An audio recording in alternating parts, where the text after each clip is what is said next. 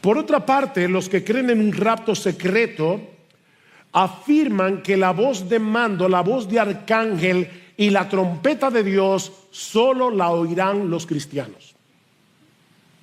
Recuerden, es un rapto secreto. Cristo viene con voz de mando, con voz de arcángel, con trompeta de Dios, pero solo la escuchan los cristianos. El problema que yo tengo con esto es lo siguiente. Vamos a suponer por un momento que es así. Mis hermanos, la gente se va a dar cuenta que de repente desaparecieron millones de gente del mundo. Y ya el rapto no será secreto. Pero no solo eso, hay otro problema aquí. El sonido de la trompeta. La Biblia dice que en Primera Tesalonicenses, que está hablando obviamente del rapto o del arrebatamiento, que Cristo viene con voz de mando, con voz de arcángel y con trompeta de Dios. Bueno, los que creen en el esquema de dos segundas venidas dicen, bueno, Cristo viene con trompeta en el rapto secreto y luego viene con trompeta otra vez, porque así lo dice la Escritura, cuando venga a juzgar al mundo. Hay un problema con esto. Y es que en 1 Corintios capítulo 15 versículo 52, Pablo dice que en el momento en que los creyentes serán arrebatados, se tocará la final trompeta, no la penúltima. Es la final trompeta. Es la trompeta que anuncia el final. ¿Ven el punto? Porque se tocará la trompeta y los muertos en Cristo serán resucitados incorruptibles y nosotros seremos transformados. Es a la final trompeta. Obviamente hay otros argumentos y contraargumentos acerca de este tema. Pero como les decía al principio, el propósito de Pablo en este pasaje y el mío también en esta mañana era animar a estos hermanos y enseñarles cómo animarse mutuamente, sobre todo en tiempos de duelo y de dolor. Versículo 18, por tanto, confortaos unos a otros con estas palabras. Maranata, Cristo viene. Hay tantas cosas que la gente le dicen a la gente que quieren consolar. No te preocupes que esto pasará. ¿Y cómo tú sabes eso? Pablo dice, confortaos unos a otros con estas palabras. ¿Con cuáles palabras? Cuando él dijo anteriormente, os digo esto en palabras del Señor. Así que lo que está diciendo es, no uses tus opiniones para consolar a otro. Usa la palabra. Anímense con la palabra de Dios y sobre todo con esta promesa. Esta palabra es nuestra fuente de consuelo en medio del dolor. Y esta palabra nos asegura que nos reuniremos con Cristo y con todos nuestros hermanos cuando Él regrese en gloria.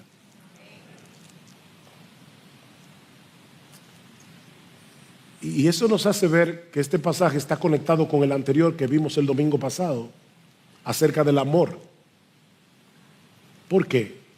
Bueno, porque esta promesa de las Escrituras no fue revelada únicamente para animar a cada creyente como individuo,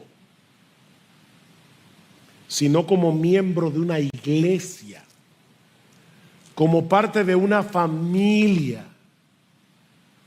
Si muere el hermano Sigfrido Varela, esposo de una de nuestras hermanas,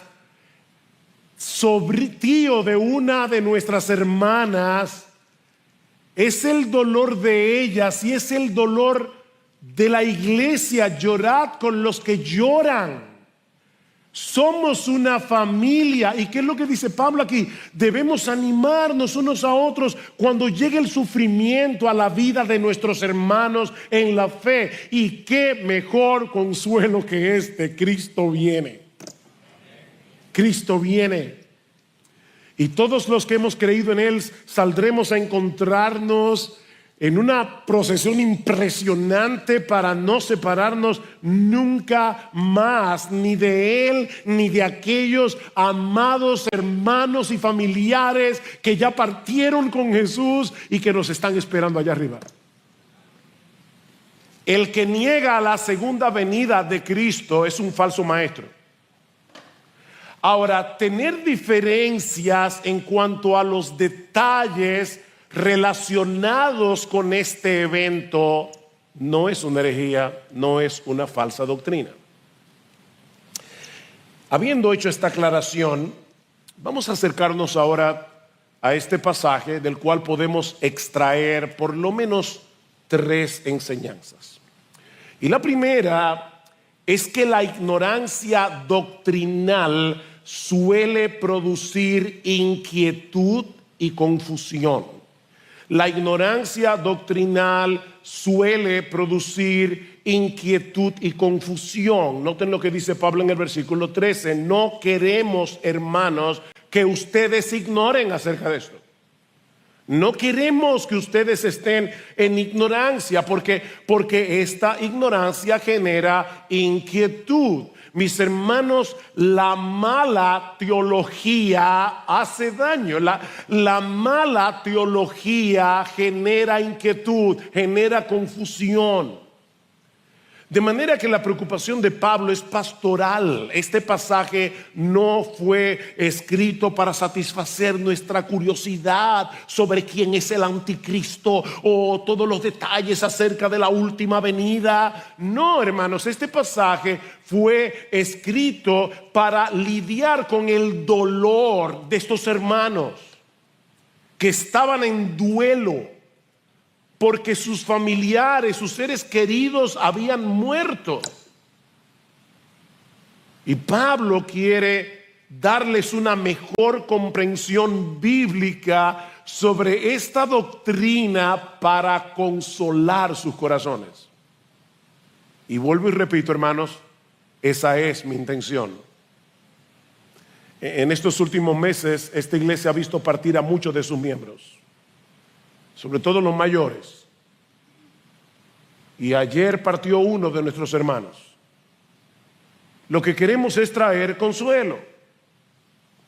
Ahora es obvio que Pablo les había enseñado acerca de este tema en el corto tiempo que él estuvo entre ellos, pero una cosa es conocer la doctrina, otra muy distinta es saber cómo aplicarla en medio del dolor, en medio de la aflicción. Yo sé que todos aquí sabemos que Dios es soberano, pero no es lo mismo creer en la soberanía de Dios que aplicar el tema de la soberanía cuando estamos en medio del dolor. Cuando algunos miembros de la iglesia fallecieron, entonces comenzaron a llegar las preguntas: ¿qué pasó con ellos? Para nosotros hoy eso es muy sabido, ¿verdad? Pero estos hermanos estaban rodeados de falsos maestros y ellos están confundidos. ¿Qué pasó con ellos? ¿Dónde están ahora? Y sobre todo, ¿de qué manera van a participar de la segunda venida de Cristo si ya no están aquí? ¿Cómo saldrán a encontrarse con su Señor? Estos hermanos necesitaban más instrucción acerca de este asunto. Vean una vez más el versículo 13. Pero no queremos, hermanos, que ignoréis acerca de los que duermen, para que no os entristezcáis como lo hacen los demás que no tienen esperanza. Hermoso que Pablo se refiere a los creyentes que han partido como aquellos que duermen. En el versículo 14 dice los que durmieron en Jesús. Y por si acaso, la idea no es que los creyentes que han fallecido están literalmente dormidos, están sumidos en la inconsciencia esperando el día de la resurrección. No, mis hermanos, tan pronto un creyente muere, parte de inmediato en su alma a la presencia del Señor.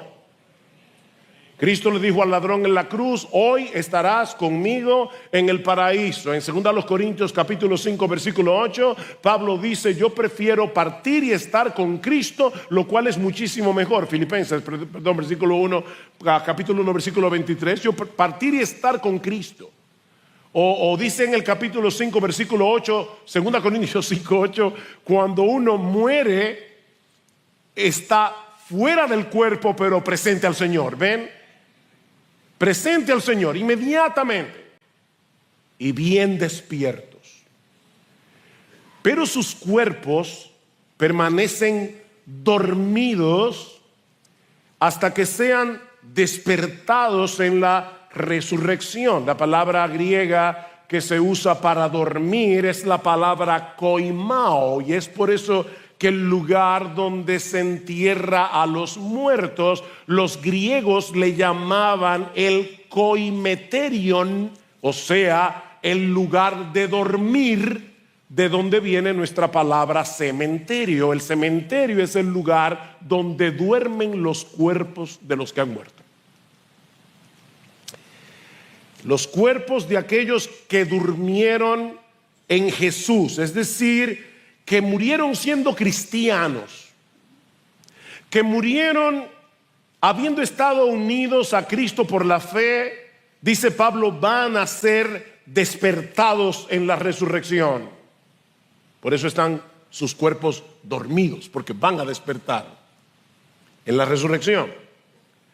De manera que no debemos despedirlos con la tristeza de aquellos que no tienen esperanza. Ahora noten, hermanos, que no es que no debiéramos entristecernos. No, la muerte de un ser querido siempre será una separación dolorosa, siempre será una separación dolorosa, por más fuerte que sea nuestra fe, pero es una tristeza moderada por la esperanza de un reencuentro glorioso. La primera vez que yo experimenté el impacto de esta separación fue con la muerte de nuestra madre en octubre del año 1982. Ella tenía 49 años de edad, yo tenía 23 años de edad. Y hermanos, fue un dolor indescriptible. Yo no puedo describirles el dolor mío de mis hermanos. Y era un dolor que volvía en olas, porque cada vez que sucedía algo importante, mi mamá, nosotros decíamos que ella lo gozaba todo. Y cada vez que nosotros teníamos algo importante, la primera impresión era ir a ver a mi mamá para contarle. Y cada vez que pasaba algo en nuestra vida y pensábamos, voy a contarle a mami, entonces ahí venía el dolor. Ella ya no está, ella ya partió. Pero esa tristeza tiene el contrapeso de la esperanza ciertísima de que la volveremos a ver. No hay duda de eso. Y eso, mis hermanos, hace toda la diferencia del mundo. Nos reuniremos con ella otra vez, y no con esa salud tan deteriorada que ella tuvo en los últimos meses de vida, sino con un cuerpo y un alma completamente glorificados. ¿Qué dice el Señor? No se turbe vuestro corazón. Creéis en Dios, creed también en mí. En la casa de mi Padre muchas moradas hay. Si así no fuera, yo os lo hubiera dicho. Pero yo volveré para tomarlos, para que estén conmigo. No se turbe vuestro corazón. Ahora, ¿cómo podemos estar seguros de eso? Porque eso es lo que dice aquí, pero ¿cómo podemos estar seguros? Bueno, esta pregunta nos lleva de la mano a la segunda enseñanza de nuestro pasaje, y es que la resurrección de Cristo garantiza nuestra resurrección. La resurrección de Cristo garantiza nuestra resurrección. Versículo 14. Porque si creemos que Jesús murió y resucitó, así también traerá con él a los que durmieron en Jesús. Los cristianos creemos sin lugar a dudas que Jesús murió y resucitó. Ese es un aspecto fundamental de nuestra fe. Bueno, una cosa está conectada con la otra. Si Cristo resucitó, nosotros resucitaremos también. Hermanos, ¿cuál es el gran capítulo del Nuevo Testamento con respecto a la doctrina de la resurrección? Bueno, yo espero que todos ustedes hayan pensado en 1 Corintios 15. Este es el gran capítulo del Nuevo Testamento. Pablo presenta allí una serie de pruebas de que Jesús resucitó, incluyendo el hecho de que se le apareció al mismo Pablo cuando iba camino a Damasco para seguir persiguiendo a cristianos. El Cristo resucitado transformó al perseguidor Pablo en el apóstol Pablo. Cristo resucitó. Ahora, el gran argumento de Pablo en este capítulo, 1 Corintios 15, es que la resurrección de Cristo garantiza la nuestra. Y Pablo dice básicamente, si Cristo no resucitó, el evangelio es una tontería. Si Cristo no resucitó, el evangelio es inútil. Si Cristo no resucitó, el evangelio no es más que un cuento extravagante, como dijo alguien una vez. Mas ahora Cristo ha resucitado de los muertos, primicias de los que durmieron es hecho. ¿Cómo así? Bueno, las primicias son los primeros frutos de una cosecha. De manera que lo que Pablo está diciendo aquí es que la resurrección de Cristo es como los primeros frutos que anuncian una gran cosecha de resucitados. Eso es lo que está diciendo. Su resurrección garantiza la nuestra. ¿Por qué? Porque nosotros estamos unidos a Él. Recuerden, hermanos, los que durmieron en Jesús, los que murieron en Cristo, nosotros estamos unidos a Él como el cuerpo está unido de la cabeza. Yo siempre le digo a la gente, apúntame eso ahí porque mira, yo me olvido de muchas cosas. No me olvido de la cabeza porque la tengo pegada del cuerpo. Eso le dice a una señora en una tienda. Pero ¿saben qué? Esa es una verdad, es una gloriosa verdad. Porque si la cabeza resucitó, el cuerpo tiene que resucitar también. Estamos unidos a Cristo. Así que dice Pablo, los que estemos vivos, los muertos resucitarán. Y los que estemos vivos cuando el Señor regrese no tendremos ventaja sobre los que se han ido. Recuerden cuál era el problema de los tesalonicenses. ¿Qué pasó con esos que murieron? ¿Cómo van a participar de la segunda venida? Y Pablo está diciendo, no. Nosotros, los que estemos vivos cuando llegue el Señor, no vamos a tener ventaja sobre los que ya partieron. Versículo 15, por lo cual os decimos esto por la palabra del Señor, que nosotros, los que estemos vivos y que permanezcamos hasta la venida del Señor, no precederemos a los que durmieron. No tenemos ventaja. Sus almas regresarán con Jesús y se unirán a sus cuerpos glorificados, como dice en el versículo 16. Así que los que ya murieron no serán excluidos de esa fiesta. Ellos no serán excluidos de esa gran celebración, sino que tendrán un lugar de honor en esa procesión que saldrá al encuentro del Señor. Es interesante notar que Pablo veía como una posibilidad el hecho de que él estuviera vivo. ¿Se dieron cuenta? Cuando sucediera ese evento, porque él dice, por lo cual os decimos esto por la palabra del Señor, que nosotros, los que estemos vivos y que permanezcamos. Y luego en el versículo 17, entonces nosotros, los que estemos vivos y que permanezcamos. ¿Se equivocó Pablo? No. Pablo sabía muy bien que nadie sabe cuál es el día de la venida de Cristo. Y lo sabía porque el mismo Jesús lo dijo en Mateo capítulo 24 versículo 36. Cristo dice, nadie conoce el día y la hora de su venida, ni siquiera los ángeles, sino mi Padre. Y lo mismo va a decir Pablo en el capítulo 5, ahí mismo dice, ahora hermanos, con respecto a los tiempos y a las épocas, no tenéis necesidad de que os escriba nada, pues vosotros mismos sabéis perfectamente que el día del Señor vendrá así como un ladrón en la noche. Yo quiero saber si alguien aquí ha sido robado y ha recibido de anticipo una nota del ladrón para decirle, esta noche te visito.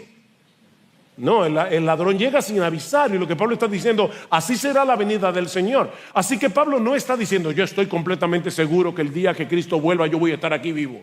No, de ninguna manera. Lo que Pablo está planteando aquí, en su ignorancia del tiempo y la hora, porque él no lo sabe tampoco, es la posibilidad sin garantía de que él estuviera aquí. Y él está diciendo, bueno, los que estemos aquí, si es que yo estoy aquí.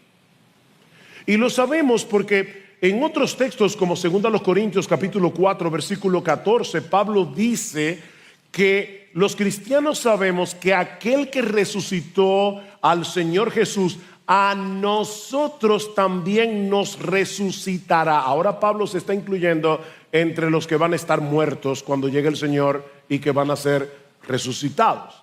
Así que él no sabía con certeza si Cristo habría de regresar durante su vida. De hecho, Pablo sabía que algunas cosas tienen que suceder antes de la segunda venida de Cristo.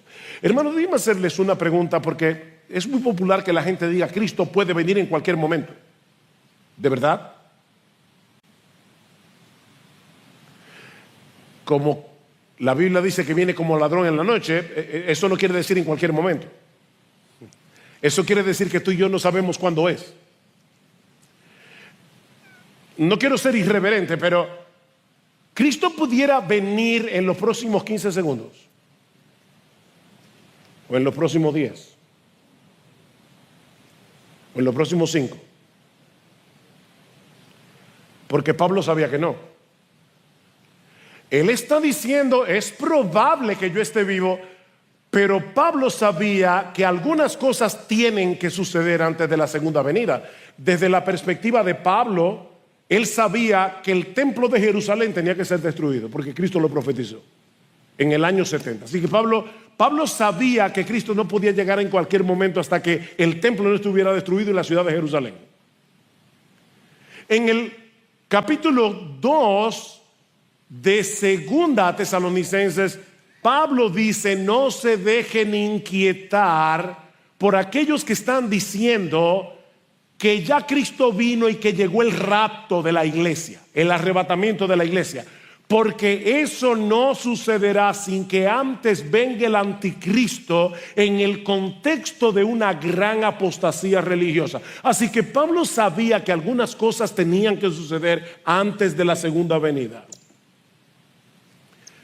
Pero los cristianos de todas las generaciones debemos vivir con esa expectativa. Mis hermanos, el Señor pudiera regresar durante nuestra vida. ¿Tú crees eso?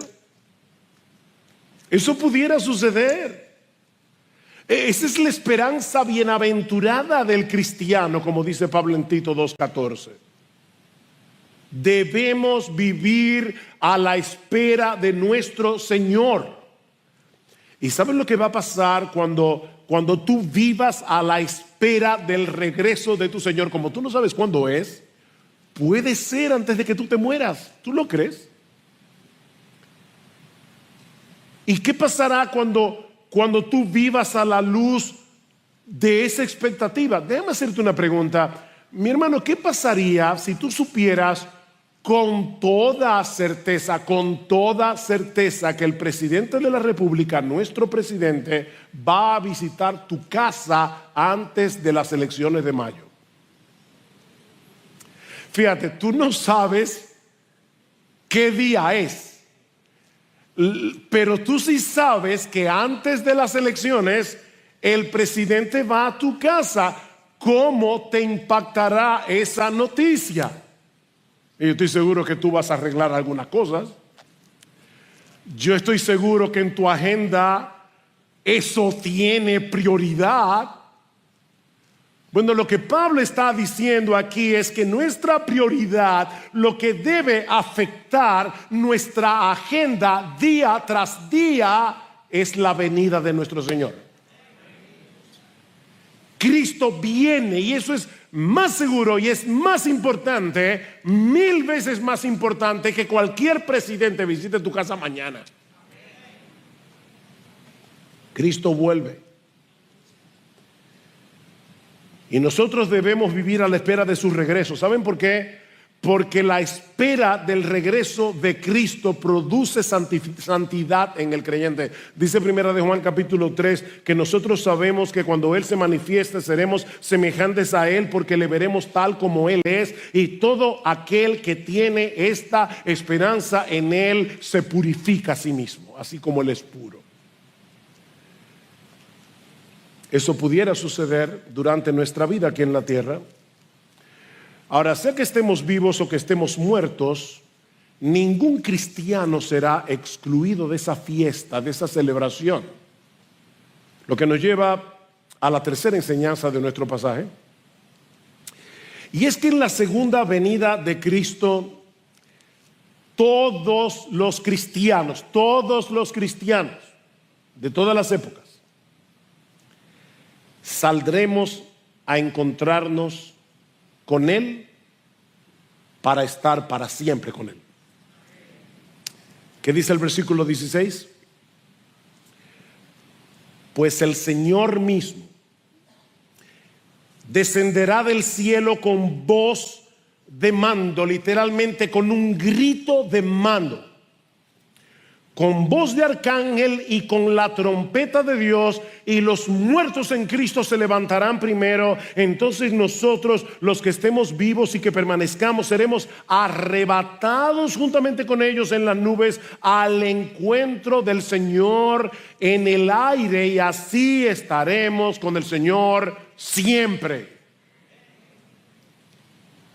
Gloria al Señor. Solo leer ese texto ya basta para decir, wow, sí, ven, Señor Jesús. Ahora, ¿notaron, hermanos, que Pablo no está hablando aquí de un evento silencioso? Que Pablo no está hablando aquí de un regreso secreto del Señor, a escondidas. No, su regreso en gloria será bien ruidoso. Eso es lo que Pablo está diciendo aquí. Su regreso en gloria será muy ruidoso. Es como cuando Dios descendió en el Sinaí, ¿recuerdan? Para darle la ley al pueblo y para hacer un pacto con el pueblo de Israel. Dice en Éxodo 19 que vinieron truenos y relámpagos y una espesa nube sobre el monte que se estremecía y humeaba mientras se escuchaba un sonido de bocina, trompeta, que iba aumentando en extremo. Y luego dice Moisés en Éxodo 19, que cuando Dios habló con voz tronante. ¿Ven cómo se parece a lo que dice Pablo aquí? Pues el Señor mismo descenderá del cielo con voz o con un grito de mando. Pablo no dice de quién es esa voz. Simplemente dice con voz de mando. Pero el contexto da a entender que se trata de la voz del mismo Cristo. No solo anunciando que la hora final ha llegado, sino también llamando a los suyos a salir de sus tumbas. Esa voz que resucitó a Lázaro, ¿recuerdan? Retumbará otra vez desde el cielo. Lázaro, ven fuera. Y Lázaro, estando muerto, oyó su voz y salió de la tumba. Bueno, ¿sabes qué? Yo no voy a comenzar a nombrar los nombres de los miembros de esta iglesia porque va a ser un problema. Pero Cristo con voz de mando, si tú estás muerto, tú vas a escuchar su voz diciendo: sal, sal. No os maravilléis de esto, dice el Señor en Juan 5:28, porque vendrá hora cuando todos los que están en los sepulcros oirán su voz. Cristo vuelve con voz de mando. Pero Pablo dice también que será con voz de arcángel.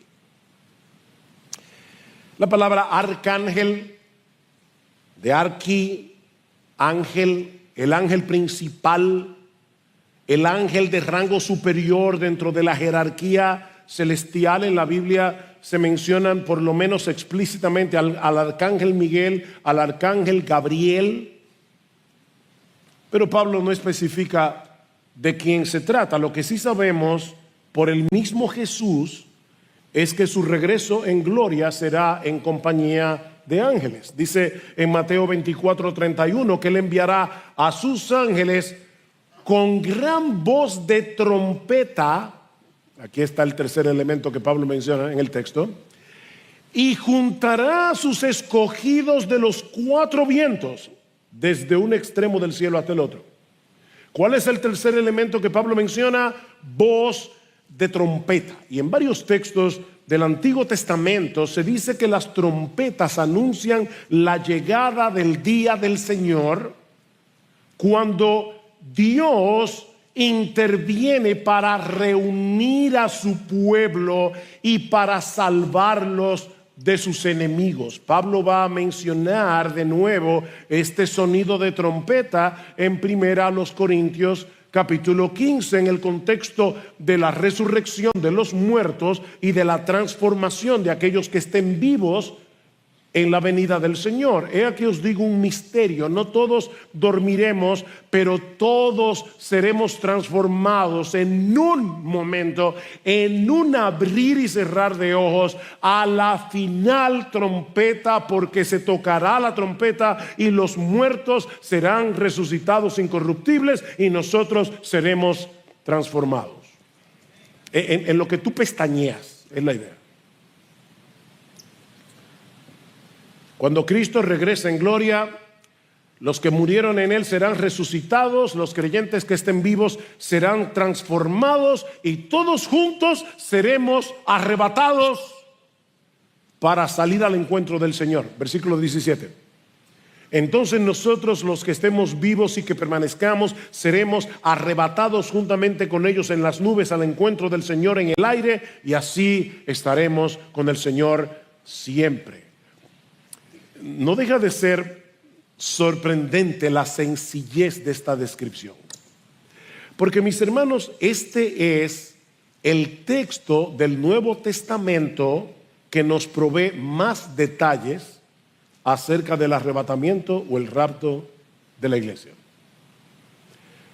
O sea, todo lo que nosotros necesitamos saber acerca de este evento está ahí. Qué sencillez. Cristo dice en Mateo 24:40 que cuando Él regrese, algunos serán tomados y otros serán dejados. Pero es en este pasaje de 1 Tesalonicenses donde se describe cómo va a ser ese proceso. Pero no es una descripción súper detallada. ¿Saben por qué?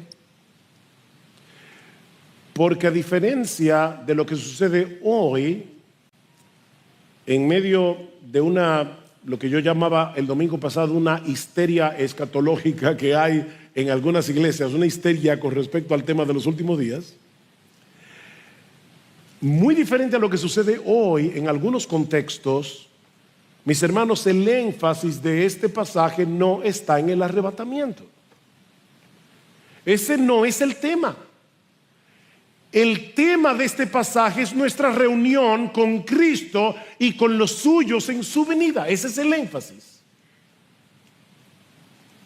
Mis hermanos, la profecía bíblica no tiene el propósito de satisfacer nuestra curiosidad por el futuro. La profecía bíblica no tiene el propósito de que tú leas la Biblia como si la Biblia fuera el periódico de hoy o de ayer o de mañana, escrito hace 1000 años. El propósito de la profecía bíblica es alimentar nuestra esperanza y es animarnos a ser santos. Y aquí tenemos suficiente información como para tener una idea de cómo será ese encuentro con nuestro Señor en su venida. Este pasaje no responde todas nuestras preguntas acerca de los detalles de este evento, pero nos asegura sin lugar a dudas que Cristo volverá y que nosotros nos reuniremos con Él. La segunda venida de Cristo ocupa un lugar preponderante en las Escrituras.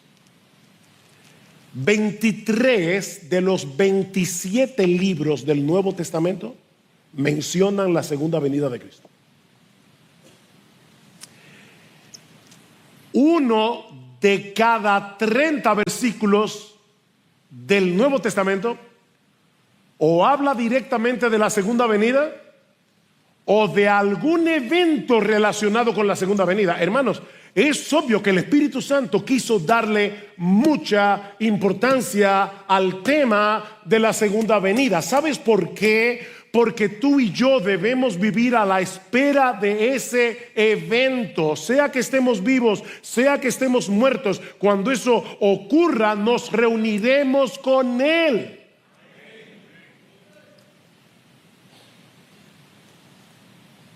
Los muertos serán resucitados, los vivos serán arrebatados. La palabra latina de arrebatamiento es rapere y de ahí sale el rapto. Pero si vamos a hacer, ¿verdad?, usar el texto de Tesalonicenses, es el arrebatamiento. ¿Y qué enseña este texto acerca del arrebatamiento? Lo poco que dice. Bueno, en primer lugar, que será un evento repentino. La palabra arrebatado es la misma palabra que se usa en Hechos capítulo 23, versículo 10, para decirnos que Pablo tuvo que ser sacado a la fuerza cuando los judíos lo iban a matar en el templo. ¿Recuerdan? Seremos sacados de aquí. ¿Qué dice Pablo en 1 Corintios 15, 52? Que será en un momento, en un abrir y cerrar de ojos. En segundo lugar, Pablo nos dice también que nos encontraremos con Cristo en las nubes, en el aire. Cristo volverá con las nubes del cielo.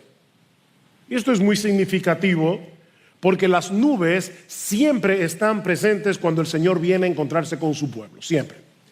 En el monte Sinaí dice: aconteció que al tercer día, cuando llegó la mañana, hubo truenos y relámpagos y una densa nube sobre el monte. Daniel capítulo 7, este texto es muy importante. Seguí mirando en las visiones nocturnas y he aquí con las nubes del cielo venía uno como un hijo de hombre, que se dirigió al anciano de días y fue presentado ante él y le fue dado dominio, gloria y reino. Cristo viene en las nubes. Mateo 24: entonces aparecerá la señal del Hijo del Hombre en el cielo, y entonces lamentarán todas las tribus de la tierra y verán al Hijo del Hombre viniendo sobre las nubes del cielo con poder y gran gloria. Este no es un evento secreto. Dice en Apocalipsis 1:7: todo ojo le verá.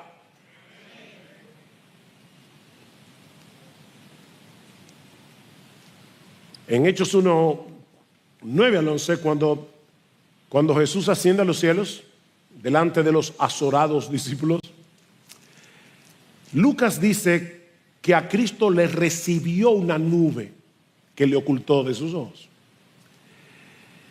Y en ese momento aparecen dos ángeles que le dicen a los discípulos: varones galileos, ¿por qué estáis mirando al cielo?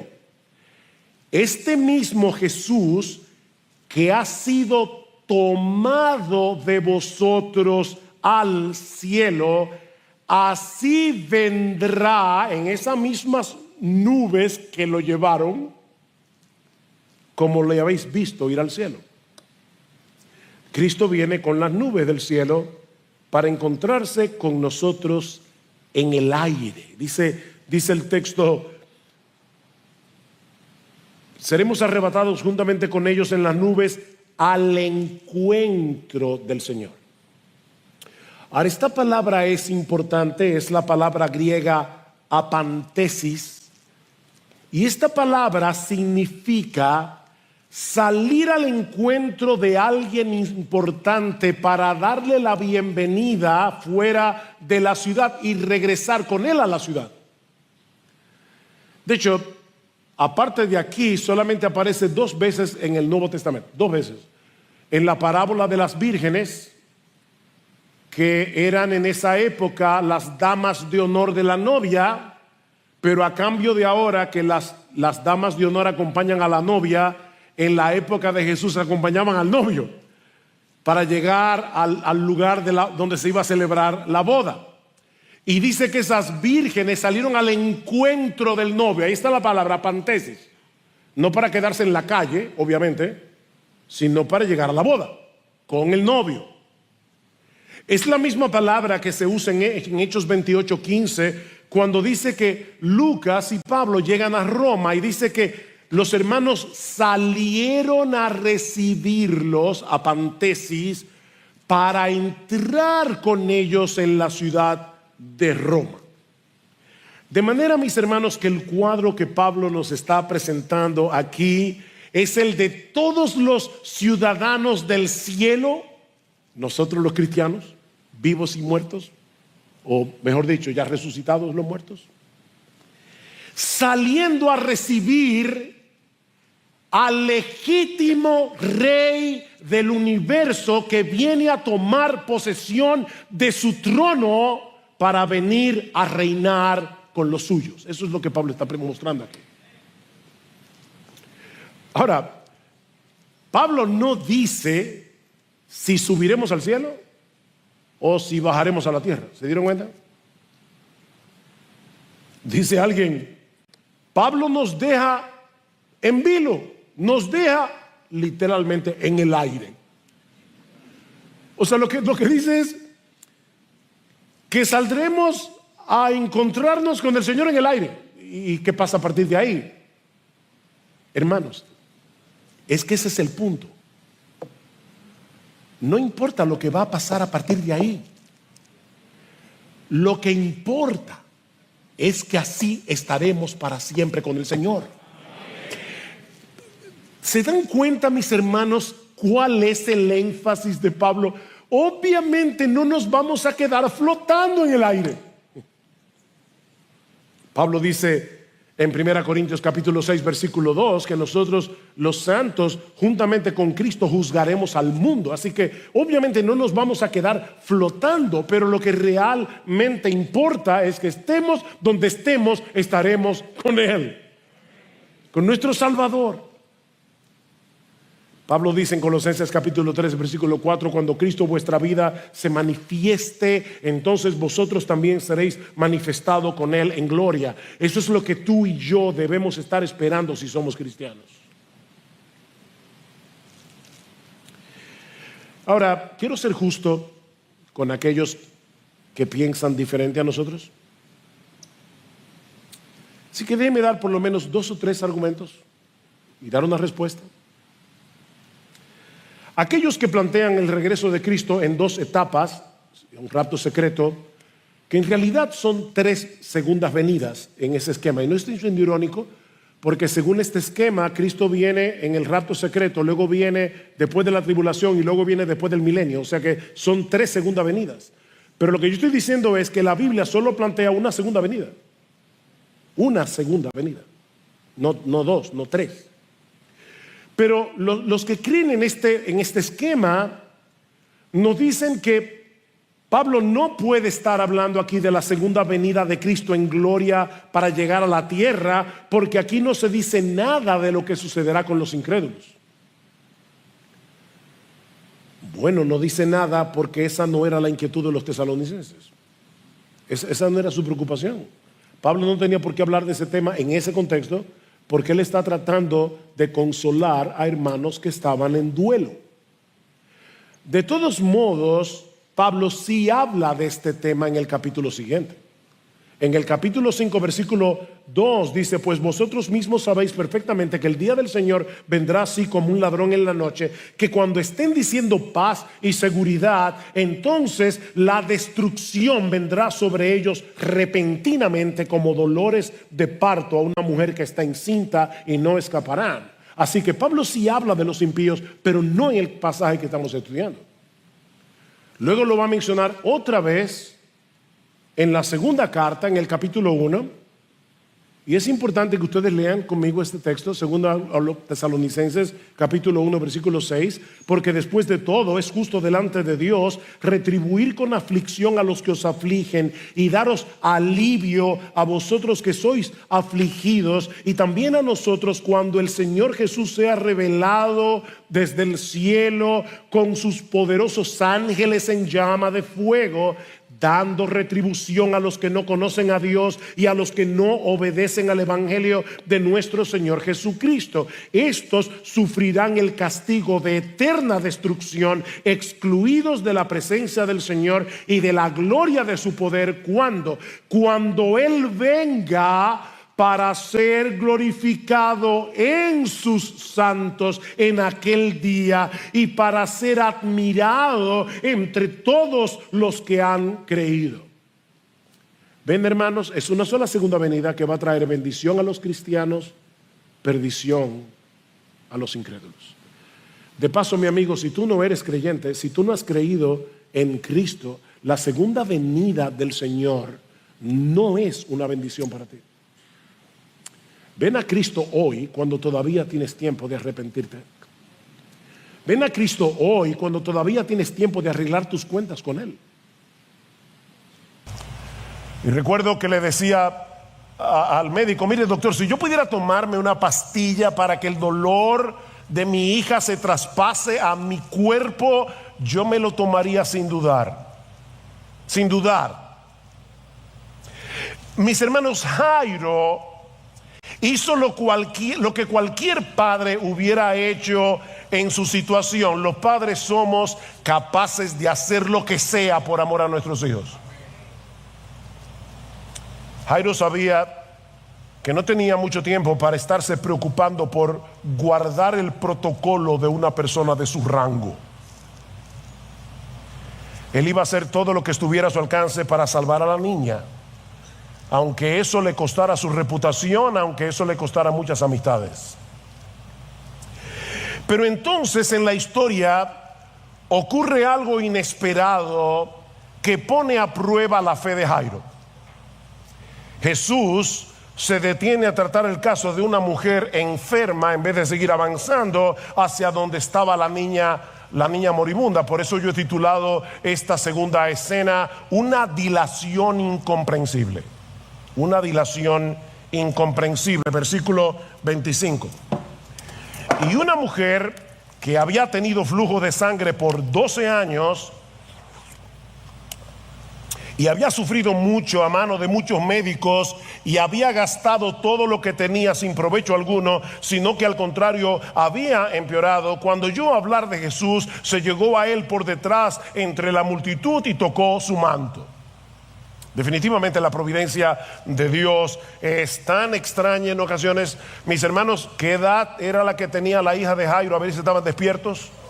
12 años. ¿Cuánto tiempo tenía esta mujer padeciendo con el flujo de sangre? 12 años. Así que es muy probable que en el mismo año en que esta mujer enfermó nació la hija de Jairo. Y las dos historias se fueron desarrollando por separado la una de la otra hasta que las dos se toparon con Jesús y quedaron unidas para siempre. Dios había orquestado las cosas para que la enfermedad de esta mujer, que había empezado hacía 12 años, pusiera a prueba la fe de Jairo. Esta mujer no solo tenía un serio problema de salud, sino también social y religioso, porque cuando una mujer tenía la menstruación quedaba ceremonialmente impura por 7 días según la ley del Antiguo Testamento. Ahora yo debo aclarar que una impureza ceremonial no implicaba nada pecaminoso, no era un problema moral, pero sí le impedía a la persona afectada participar de la adoración o acercarse al santuario, y todo el que tocara a esa persona quedaba ceremonialmente impura también.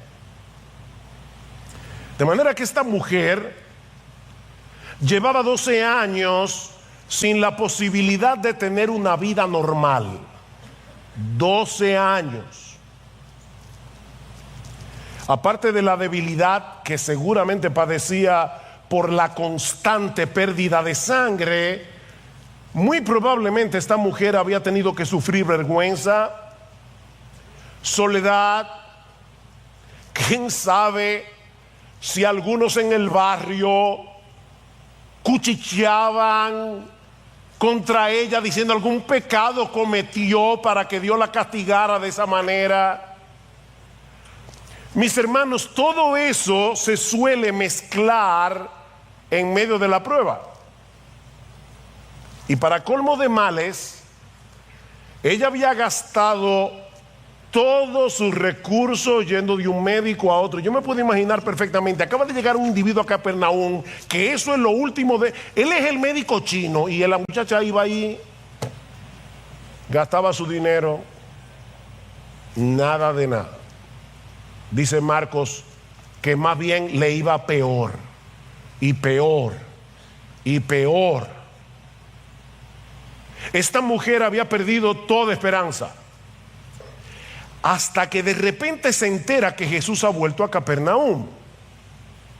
Y al igual que Jairo, ella decide poner de lado los convencionalismos sociales y mezclarse entre la multitud, algo que ella no podía hacer, para llegar hasta él, porque ella pensaba que si tan solo tocaba su manto sería sanada. Dice en el versículo 28, porque decía: si tan solo toco sus ropas sanaré. Y dice: al instante, cuando ella tocó a Jesús, la fuente de su sangre se secó y sintió en su cuerpo que estaba curada de su aflicción. Tan pronto esta mujer tocó a Jesús, su hemorragia se detuvo. Lo que los médicos no habían podido hacer en 12 años, Jesús lo hizo en un segundo y completamente gratis. Ahora ella sabe que lo que acaba de hacer era muy problemático en esa cultura, porque muchos ya veían a Jesús como un rabino, y era una ofensa horrible que una mujer en esa condición tocara a un maestro como Jesús. Así que ella intenta pasar desapercibida, pero entonces ocurre algo bien extraño. Y aquí, hermanos, es donde Dios desafía nuestra lógica. No olviden que ellos van camino a la casa de Jairo, que hay una niña que se está muriendo. Si había algo obvio en ese momento, es que no había tiempo que perder. Pero en vez de apurarse, Jesús detiene a toda la multitud y pregunta quién lo tocó.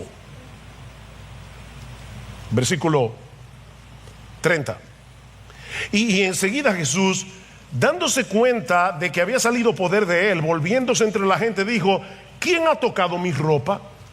Y sus discípulos le dijeron: ¿ves que la multitud te oprimes y dices quién me ha tocado? Ese es el equivalente en español a ¿en serio? Hermanos, acuérdense que los discípulos tenían su carácter y a veces hasta se molestaban con Jesús. Y yo imagino que estarían pensando en, por lo menos si fuera yo. Pero, ¿y esto ahora? O sea, ¿cómo que quién me ha tocado? Pero él miraba a su alrededor para ver a la mujer que le había tocado. ¿Se dan cuenta, hermanos, que Cristo no está diciendo quién me ha tocado porque él no sabía quién era? No, él sabía perfectamente lo que estaba pasando aquí. Y él estaba buscando a esa mujer. Parece absurdo, con muchísima gente oprimiendo, lo que Jesús haga una pregunta como esta, pero él quiere que todo el mundo sepa lo que sucedió con esa mujer. Él quiere.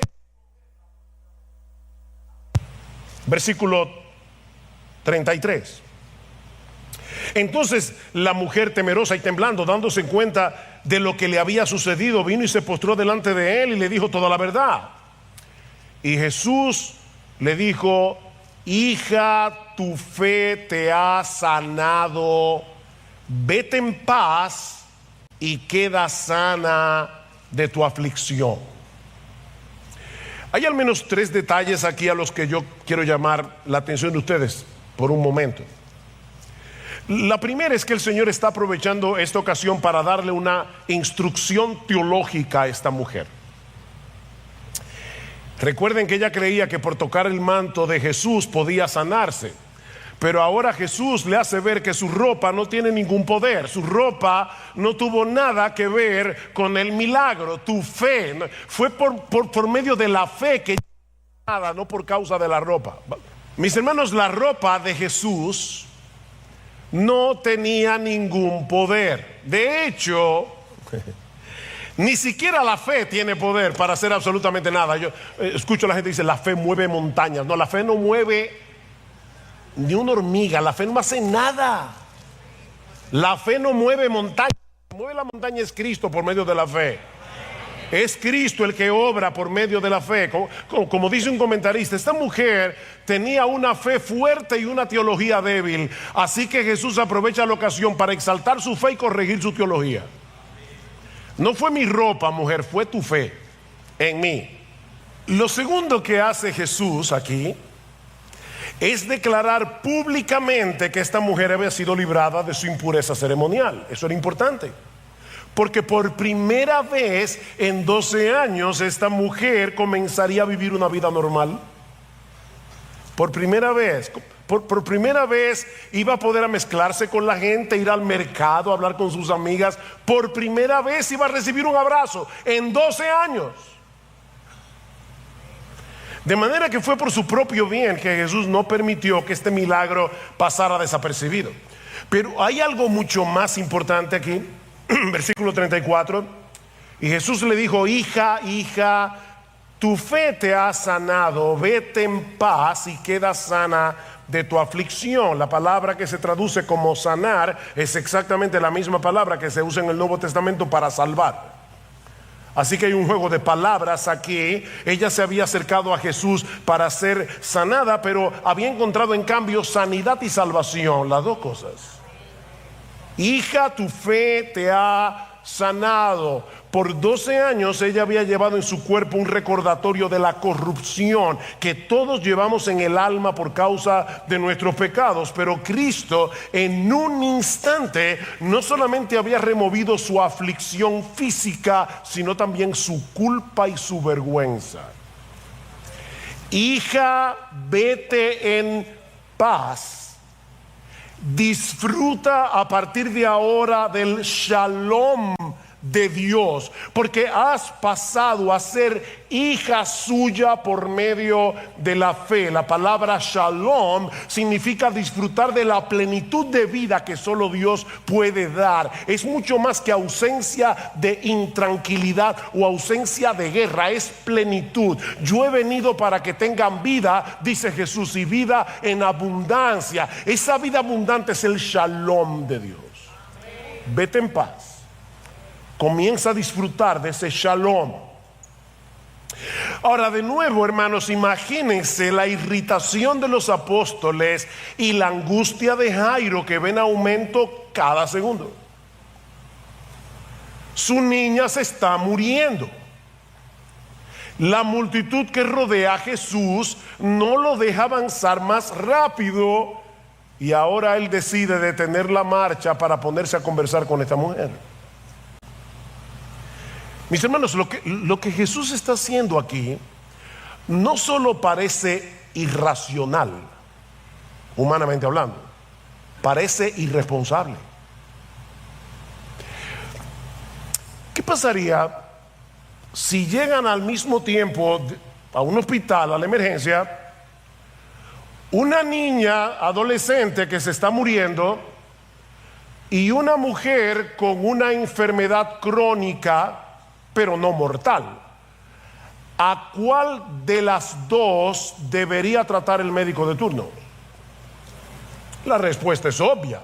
Si este médico decide atender primero a la mujer, los padres de la niña pudieran demandarlo por negligencia médica. Pero eso fue precisamente lo que hizo Jesús. Desde todo parámetro humano, la forma de actuar de Jesús es incomprensible. Y por supuesto, mientras tanto, sucede lo que todos temen. La niña muere. Y eso nos lleva a la tercera escena de la historia, la actuación de Jesús en el momento preciso. La actuación de Jesús en el momento preciso. Versículo 35, mientras estaba todavía hablando, vinieron de casa del oficial de la sinagoga diciendo: tu hija ha muerto. ¿Para qué molestas aún al maestro. No es difícil imaginar lo que esas 4 palabras provocaron en el corazón de Jairo. Tu hija ha muerto. Unos minutos antes había algo de esperanza. Ya no hay nada que hacer. ¿Por qué tuvo que interponerse esa mujer en el camino? Yo me imagino, si hubiera sido yo. Es que no pudo haber esperado un poco más para ser sanada y darle oportunidad a una niña que tenía toda una vida por delante.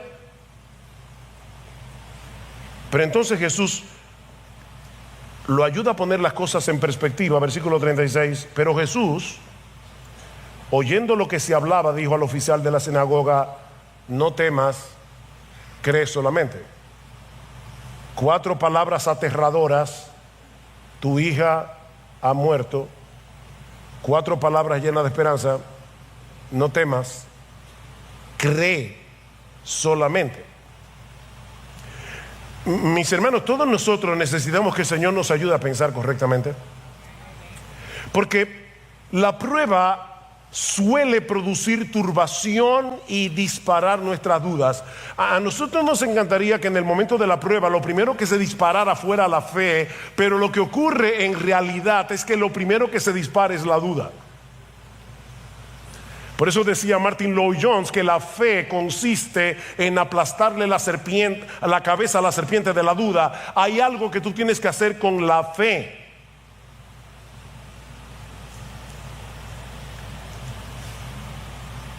Hasta que entendemos que Jesús es confiable. No importa las circunstancias. Mi hermano, mi hermana, yo no sé por lo que tú puedes estar pasando en este momento, pero sea lo que sea, si tú eres creyente, no olvides que Jesús es confiable. Jesús es confiable.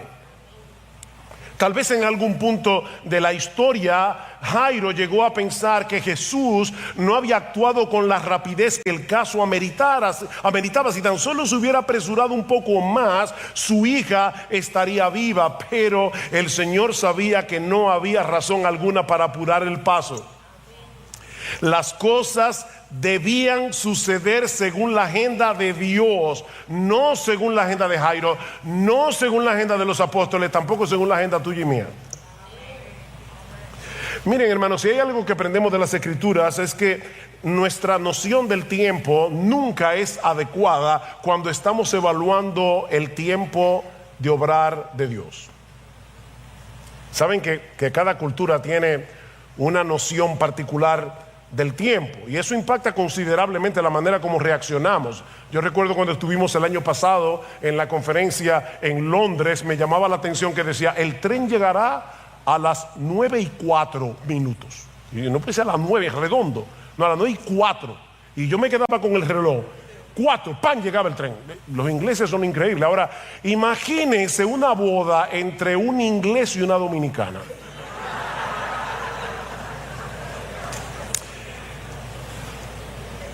¿Saben que para el inglés es inconcebible llegar 5 minutos tarde? Para nosotros los dominicanos hay como una elasticidad como de 60 minutos más o menos. Lamentablemente. Llega la hora, todos los invitados están en la iglesia y la novia no aparece. En el lado izquierdo están los ingleses ya medio incómodos, 15 minutos, media hora, 45 minutos, y la novia no aparece. Del lado derecho están los dominicanos echando, hablando, porque para ellos eso es lo más normal. ¿Se dan cuenta, hermanos? La noción de tiempo cambia de una cultura a la otra, pero cuando la noción de tiempo tiene que ver con Dios, el problema es mucho más complejo. Mucho más complejo.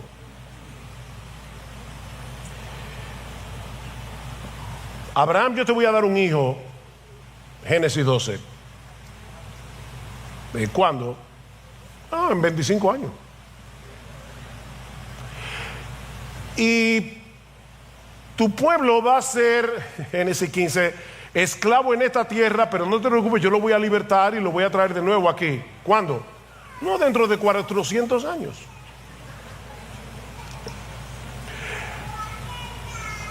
El reloj de Dios es muy diferente al tuyo y al mío. Muy diferente. Dice alguien que la gracia de Dios nunca actúa según nuestro horario. Para Jairo era demasiado tarde. Para Jesús las cosas estaban ocurriendo según lo previsto. Jairo, no temas. No temas. Cree solamente. La fe es el antídoto divino contra el temor. Salmo 53, en el día que temo yo en ti confío. Él no dice yo nunca temo. No, hay días en que yo estoy lleno de temor, estoy luchando con el temor, pero entonces yo decido, yo tomo la decisión de confiar en las promesas de Dios, de confiar en la sabiduría de Dios por encima de mi temor. En el día que temo yo en ti confío. Jairo, déjame hacer las cosas en mi tiempo y verás que al final de cuentas será infinitamente mejor que en el tiempo tuyo. ¿Recuerdan el caso de José y el copero del rey?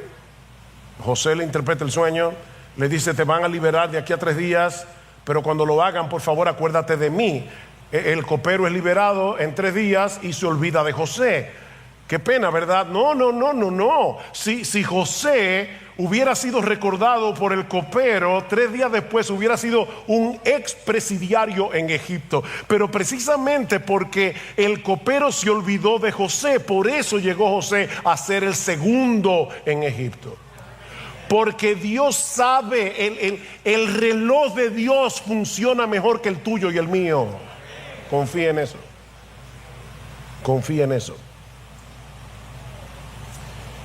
Contra toda posibilidad razonable, Jairo decide confiar en Jesús. Versículo 37.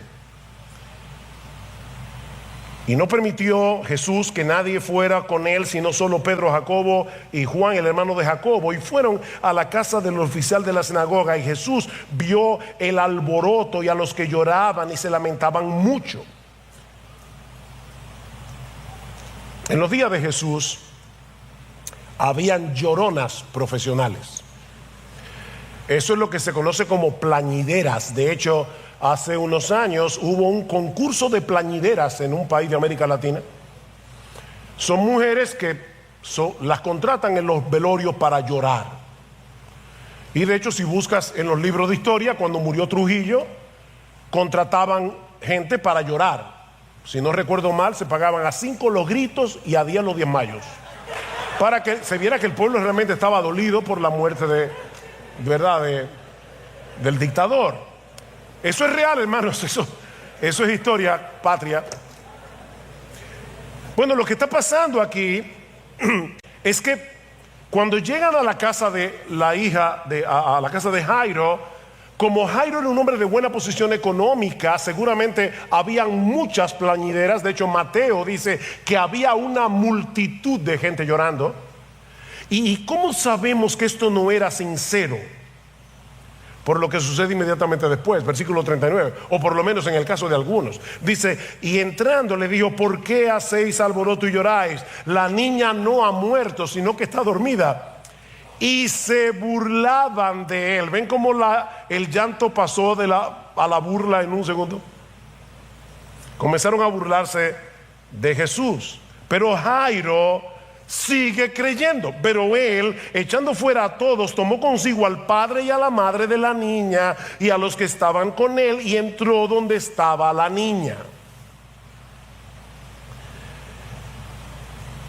El Señor entra a la habitación. Y lo que ocurre allá adentro es una extraordinaria mezcla de poder, ternura, compasión. Porque en la ley ceremonial, otra vez, del Antiguo Testamento, si tú tocabas el cuerpo de un muerto, tú quedabas también ceremonialmente impuro de nuevo. ¿Ven cómo la impureza ceremonial es una idea importante en este pasaje? Pasa con la mujer, pasa con la hija de Jairo. Pero Jesús no toma eso en cuenta Y dice en el versículo 41, y tomando a la niña por la mano, ese detalle es importante, le dijo, Talita cum, que traducido significa, niña, a ti te digo, levántate. Talita es un diminutivo cariñoso, que literalmente como muchachita o algo así. Y cum o cumi significa levantarse, como el que despierta del sueño. Así que lo que Jesús está haciendo aquí es muy similar a lo que hacemos nosotros los padres por la mañana cuando nos acercamos a la cama de uno de nuestros hijos y le decimos, tesoro, mi amor, es hora de levantarse. Pero la palabra de Jesús, a diferencia de la tuya y de la mía, es tan poderosa que cuando Él habla, hasta los muertos oyen y vuelven a la vida. Versículo 42. Al instante, otra vez, a la mujer del flujo de sangre, al instante la fuente se secó. Al instante la niña se levantó y comenzó a caminar, pues tenía 12 años. Y al momento se quedaron completamente atónitos. Entonces les dio órdenes estrictas de que nadie se enterara de esto y dijo que le dieran de comer a la niña. ¿Ven por qué les decía que hay una mezcla aquí de ternura, poder? Es muy probable que esta niña haya estado inapetente durante el tiempo de su enfermedad, pero el Señor acaba de restaurarla a su estado normal, así que ella había vuelto a tener toda la energía y todo el apetito de un adolescente. Y hasta de eso se ocupó Jesús. Denle de comer. Ahora, mis hermanos, esta es la historia, pero más allá de la compasión, el poder que Cristo mostró tanto a la mujer con el flujo de sangre como a la hija de Jairo, yo quiero ahora que veamos un poco más profundo, porque en cierto modo estos dos milagros son una representación visible del Evangelio. Jesús tuvo que entrar en contacto con nuestras impurezas para que por medio de Él seamos purificados. Cuando la mujer con flujo de sangre tocó a Jesús, en vez de hacerlo a Él ceremonialmente impuro, lo que sucedió en realidad fue que su impureza quedó completamente eliminada. Y lo mismo sucedió con la hija de Jairo. En vez de contaminarse al tocar su cuerpo muerto, el toque de su mano hizo que la niña volviera a la vida. Saben que en cierto modo todos los seres humanos por naturaleza padecemos los mismos problemas que los personajes de esta historia, porque espiritualmente hablando estamos muertos y somos inmundos, impuros, por causa de nuestros pecados. Y así como la hija de Jairo no podía resucitarse a sí misma, y la mujer con flujo de sangre no podía sanarse y purificarse, mi amigo que estás aquí en esta mañana, no hay absolutamente nada que nosotros podamos hacer por nosotros mismos para resolver nuestros problemas delante de Dios. Dos problemas: somos impuros, estamos muertos.